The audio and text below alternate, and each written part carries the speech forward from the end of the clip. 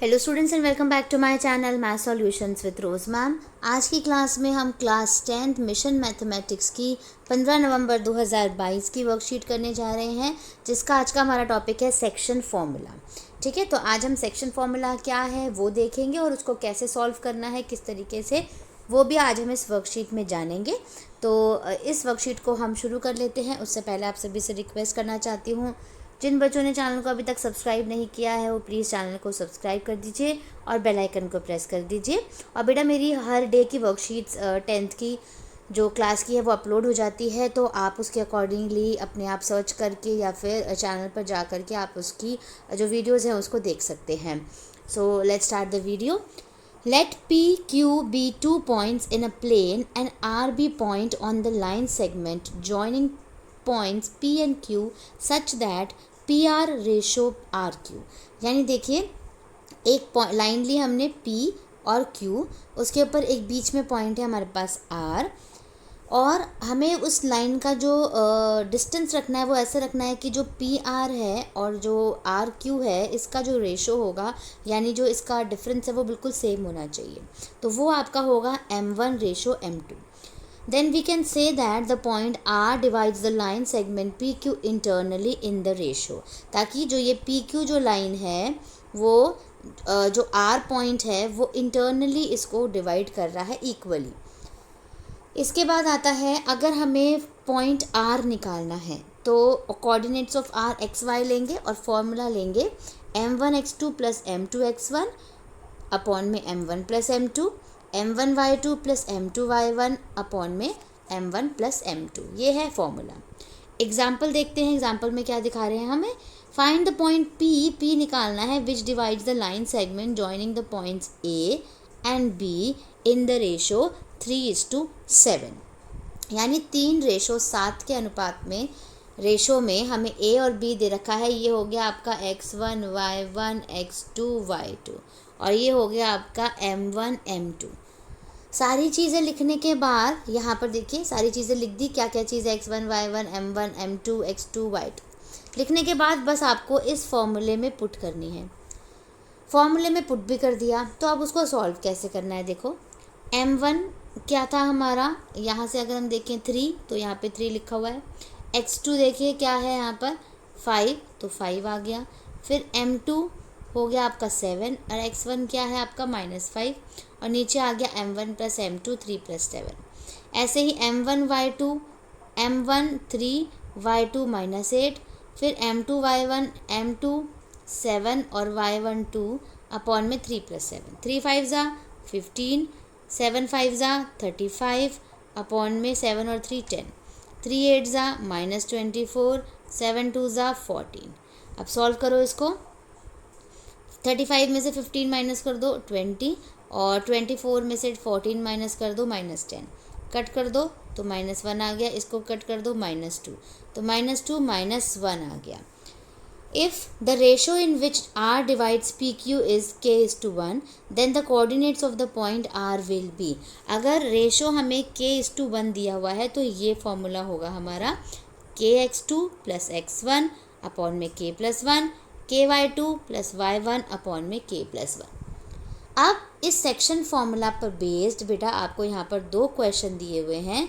Question number 1 है और question number 2, तो हम एक एक करके सॉल्व करते हैं। पहला क्वेश्चन है, find the coordinates of the point which divides the line segment joining the points A and B in the ratio 3:1 internally. यानी सेम सेक्शन फॉर्मूला लगेगा, A आपके पास है और B आपके पास है और रेशो भी आपको दे रखा है। तो चलिए इसको सॉल्व कर लेते हैं। तो बेटा देखिए, ये मैंने वाइट बोर्ड आपके लिए निकाल दिया है यहाँ पर। अब हम इसको सॉल्व करेंगे। A जो हमारा पॉइंट है क्वेश्चन में देख लीजिए 4 - 3 है।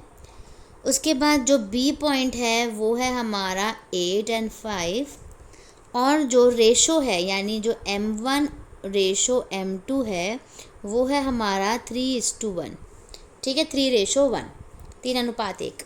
अब ये हो गया आपका x1 y1 x2 y2। ये रखने के बाद आपको सेक्शन फार्मूला यानी विभाजन सूत्र लगाना है।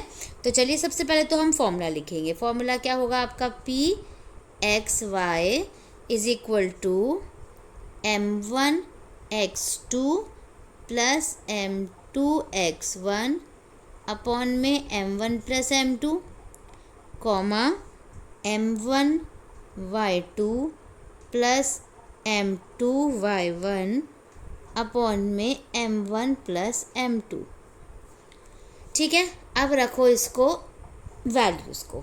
m1 क्या है बेटा 3, x2 क्या है हमारे पास, x2 देखिए 8 प्लस m2 कितना है 1 और x1 कितना है 4 अपॉन में m1 प्लस m2 यानी 3 प्लस 1 कॉमा m1 कितना है 3, फिर y2 पे आ जाइए, y2 है आपका 5 प्लस m2 कितना है 1 और m2 हो गया, y1 कितना है -3 अपॉन में आ गया 3 प्लस 1। ठीक है, अब आगे इसको सॉल्व करते हैं। आगे देखिए 3 8 ज़ा, आप इसको सॉल्व करेंगे तो 3 8 ज़ा कितना हो गया 3 8 24 प्लस 4 एकम 4 अपॉन में 3 और 1 4 हो गए कॉमा 5 तिये 15। ठीक है, और 3 एकम 3 अपॉन में 4। ठीक है, आप इसको सॉल्व करिए अलग और इसको करिए अलग से सॉल्व। 24 और 4 28 और 15 में से 3 गए 12।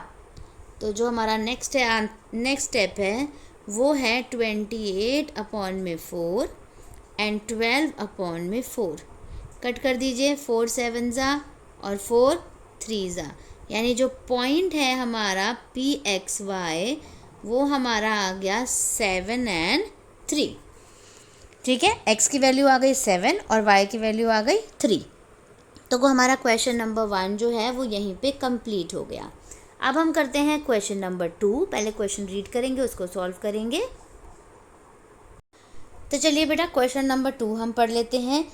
In what ratio does the point this, यानी ये आपका x और y आपको दिया हुआ है, divides the line segment joining the points a -6 and 10 and b 3 -8। यानी आपको इसमें रेशो फाइंड आउट करना है। पॉइंट आपको दिया हुआ है यहाँ पे और a और b दिए हुए हैं। तो चलिए हम इसको सॉल्व कर लेते हैं। ये हमारा लास्ट क्वेश्चन है इस वर्कशीट का। चलिए बेटा क्वेश्चन नंबर 2 का सॉल्यूशन देखते हैं हम वाइट बोर्ड पे। अब हमारे पास पॉइंट जो है वो है -4 पे 6। ठीक है, और जो a है हमारे पास वो है -6 पे 10 और जो b पॉइंट है वो है हमारा 3 पे -8। ठीक है, अब इसमें पहले तो हम फॉर्मूला लगाएंगे। तो फॉर्मूले के लिए क्या आएगा, पहले तो सेम वही आता है x और y is equals to m1 x2 plus m2 x1 upon में m1 प्लस m2। विभाजन सूत्र लगा रहे हैं हम, सेक्शन फॉर्मूला, उसके बाद m1 y2 plus m2 y1 upon में m1 प्लस m2। अब वैल्यूज़ रखते हैं। देखिए ये हो गया आपका x1 y1 x2 y2 और ये हो गया आपका x और ये हो गया y। तो x और y की तो जगह हमने -4 और 6 रख दिया।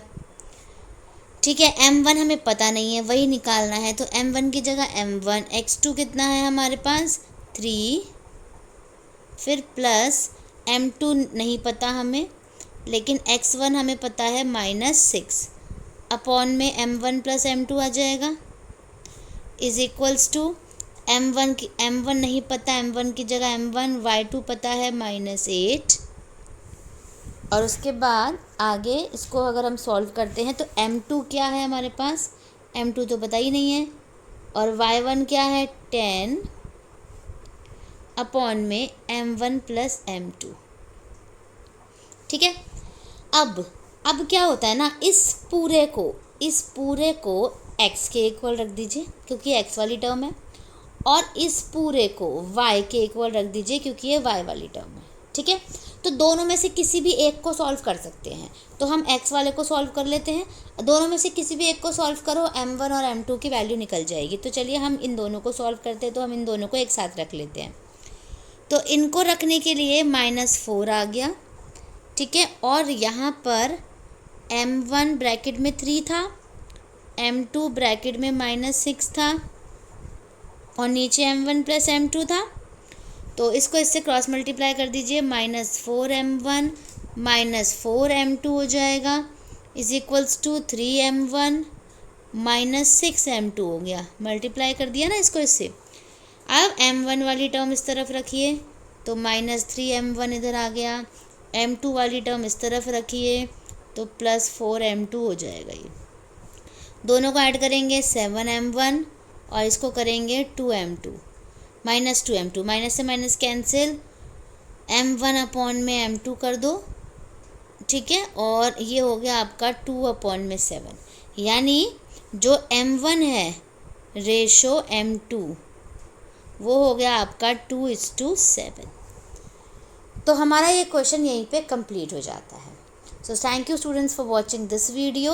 आपको कोई भी अगर डाउट है तो आप मुझसे कमेंट करके पूछ सकते हैं। प्लीज़ वीडियो को लाइक, शेयर एंड चैनल को सब्सक्राइब करना मत भूलिएगा। Thank you students. फिर मिलेंगे हम नई वीडियो में एक नई वर्कशीट के साथ।